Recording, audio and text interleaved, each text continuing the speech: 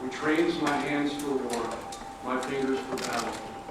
He is my loving God and my fortress, my stronghold, my deliverer, my shield, in whom I take refuge. Ladies and gentlemen, please join me as we mark this very special occasion of earth. Almighty God, author of liberty and champion of the oppressed, I praise you for the life, heroic leadership, and distinctive service of your humble servant, Colonel Retired Paris B. Davis.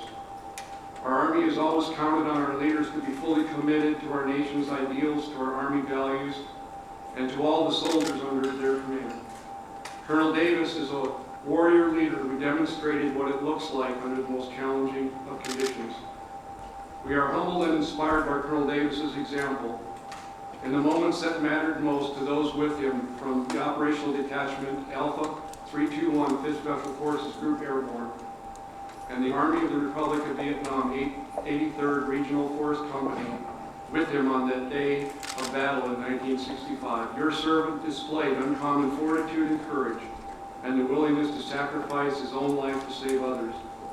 The men under his charge looked to him for leadership, and by your strength he delivered. As Colonel Davis rightly receives our nation's highest military award for valor in action, for distinguishing himself by acts of gallantry above and beyond the call of duty, I humbly ask that his legacy not be defined by this moment or the receiving of this medal, but may the legacy of this medal and the rich history it bears be further evidenced and enriched by the character, selflessness, and heroism of Colonel Davis. And may his life, which has been marked by a commitment to you and a sacred commitment to all that freedom-loving people cherish and hold dear, serve as a continued beacon of inspiration for all who witness today's activities and learn of his courageous actions under fire. Finally, may this ceremony serve as a testament of hope for the world's oppressed and as a terrible warning to the oppressor, because our nation still has men and women like Colonel Davis in our ranks, across our military services, who stand ready to step into the breach. We thank you, O Lord, for this reality. It is in your most holy name I pray. Amen.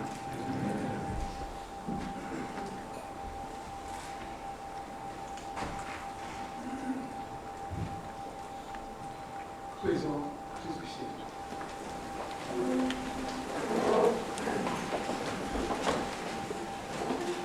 I have to say, Jeff, I've had a great honor. We have other members of honor recipients here, and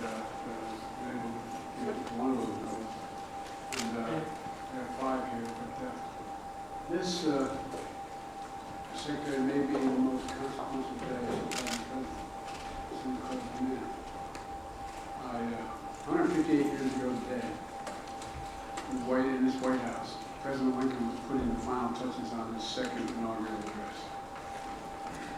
And he wrote, "Let us strive to finish the work we are in, to bind up the nation's wounds, and care for him who shall have borne the battle." Today, 58 years after he bore the battle, we honor a true hero of our nation, Colonel Paris Davis. I've had a chance to get to talk to him a little bit. We talked on the phone, and he doesn't know if we're going to talk a lot more. Another one, created during Lincoln's presidency, is our country's highest military award recognizing the gallantry of love and beyond call of duty. That word gallantry, not much used these days, gallantry. But I can think of no better word to describe Paris, to describe you. I really can't. Gallantry. And everyone here feels exactly the same way. That includes Secretary Austin, Secretary McDonough, Secretary of the Army Warmoth, and the Vice Chairman Grady, and General McConville, Representative Byer. Where's Representative Byer? Thank you. Thank you for pushing this.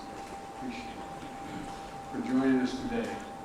Now, as many of you know, Paris will be the first to tell you that he hates the word "I," that it was his team who served, and his team who sacrificed. So today, I'm truly honored to welcome one of those teammates, Ron Deese. Dice, where's Ron? Ron.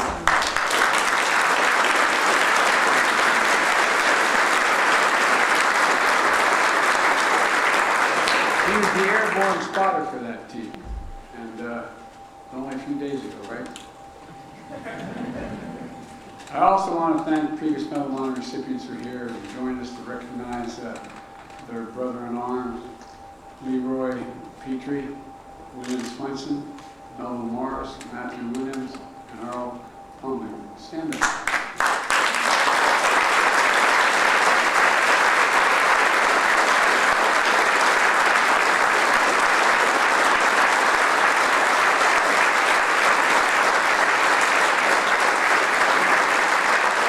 You're looking at courage in the flesh. We finally, Greg and Stephanie Paris, you already know this, but your dad is a hero. He didn't have to win his medal if you didn't know that. You knew it all along. You really did things when you were kids. You were growing up. And, like you, I wish your brother Christopher was still with us to see your dad's finally recognize the story. And, it's a story that didn't just begin in the Vietnamese village 58 years ago. Instead, picture Paris in 1956, the son of a Midwestern foundry worker, starting his first year at Southern University in the heart of Louisiana. The college football team quickly noticed that Paris had the grit and the guts and needed on the team. So before long, Paris not only joined the team, but he was named All-American. We're very slow around this guy. I'll tell you what. But off the field, Paris saw a constant reminders of too many, he was less than an American. And that in the eyes of the law, he was less than a person.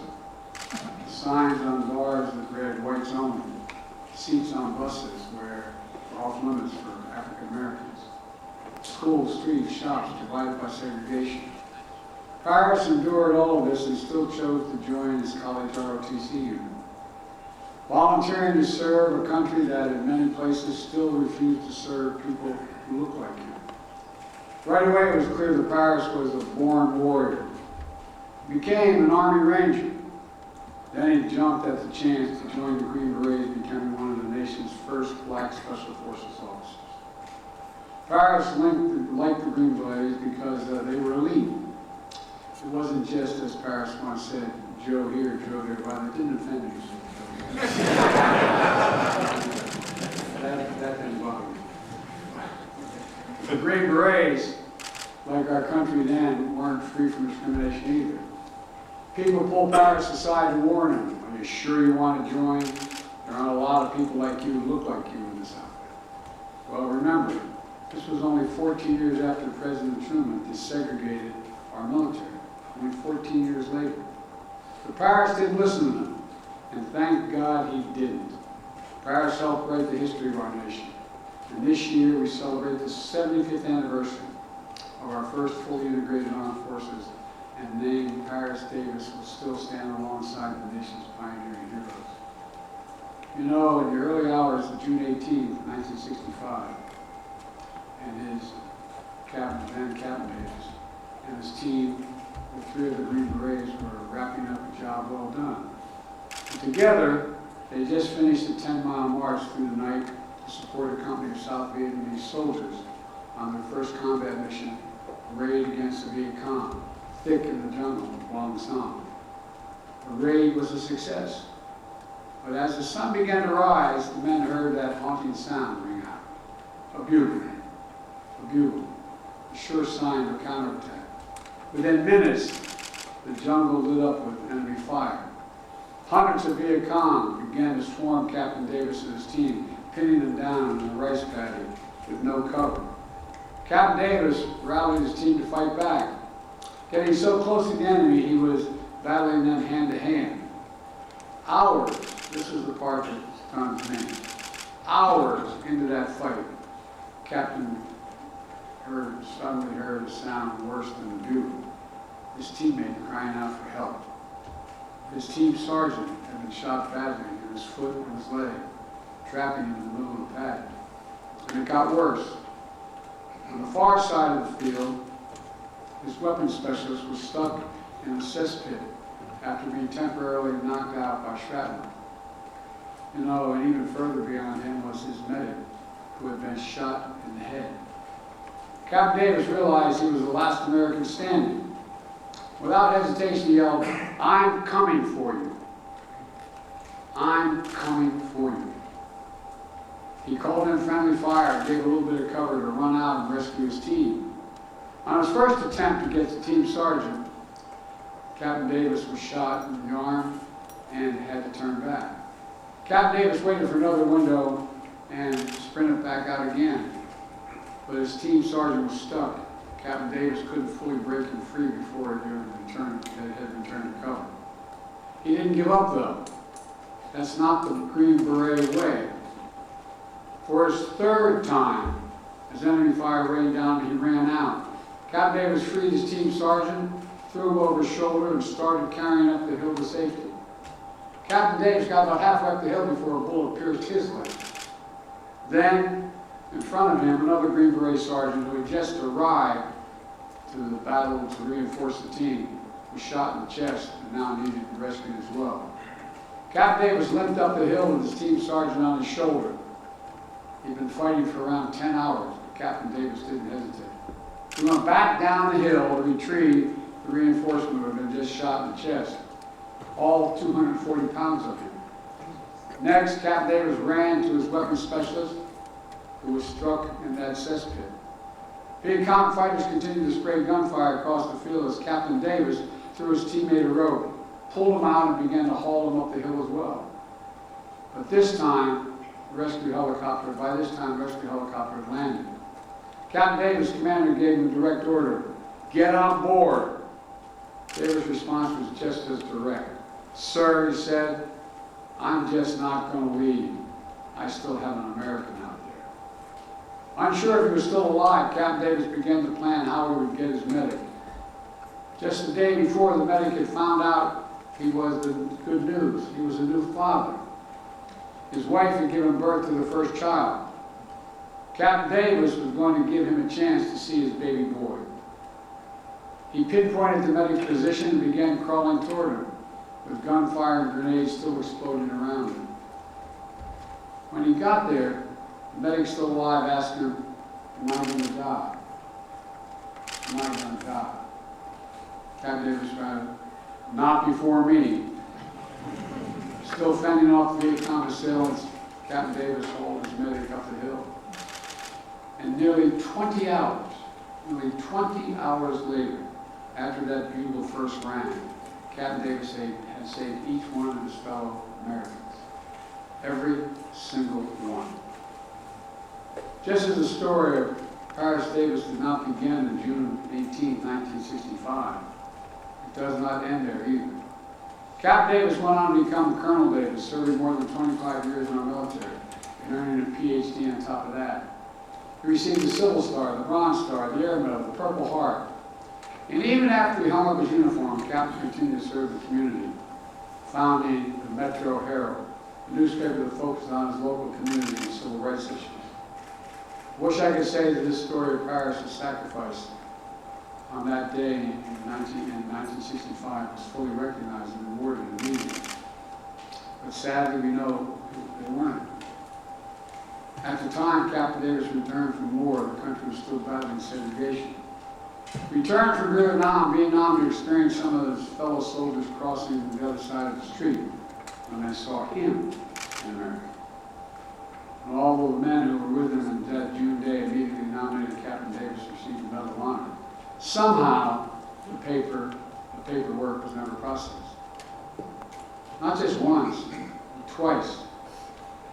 But you know what Captain Davis said after learning he would finally receive the Medal of Honor? Quote, America was behind me. America was behind me. He never lost faith, which I find astounding. He never stopped believing in the founding vision of our nation, a vision Lincoln kept alive 158 years ago. And a vision Paris fought to defend 15 years ago. This vision for a more perfect union, one where all women and men are created equal. You know, we're the most unique nation in the world. We're the only nation founded on an ID. Every other nation is founded based on philosophy, based on ethnicity, religion, whatever, an ID. Exceptionally, we hold these truths to be self-evident. All men are created, endowed by the Creator with certain inalienable rights. life, liberty. We've never fully lived up to it, but we've never walked away from it. This is evidence we're still not going to walk away from it. Look, folks, we never ever walked away from our truth. We dare all and give all for our nation. Paris, you are everything this medal means. I mean everything this medal means. And look, you're everything our generation aspired to be. You're everything our nation is at our best. Brave and big-hearted, determined and devoted, selfless and steadfast. American, American.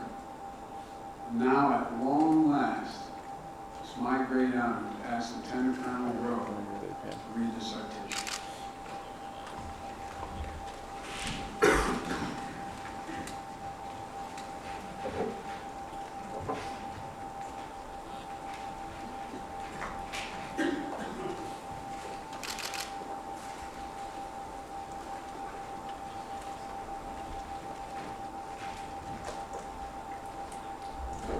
President of the United States of America, authorized by Act of Congress, March 3, 1863, has awarded in the name of Congress the Medal of Honor to Captain Paris D. Davis, United States Army, for conspicuous gallantry and intrepidity at the risk of his own life above and beyond the call of duty.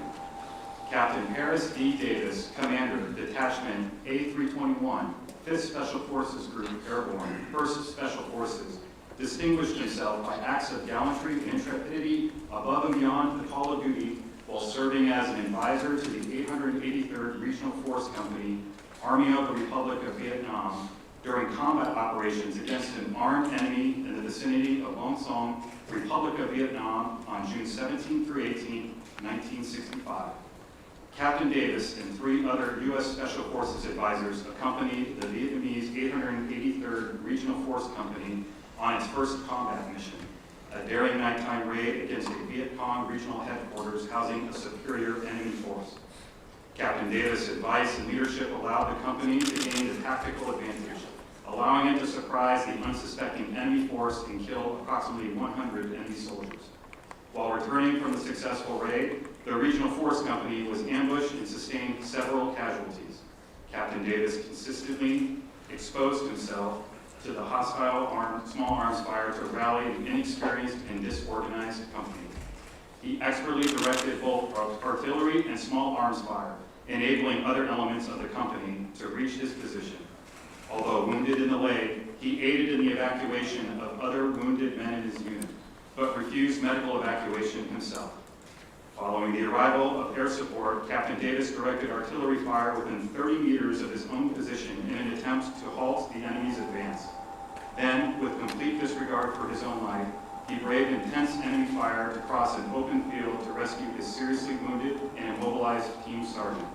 While carrying the sergeant up the hill to a position of relative safety, Captain Davis was again wounded by enemy fire.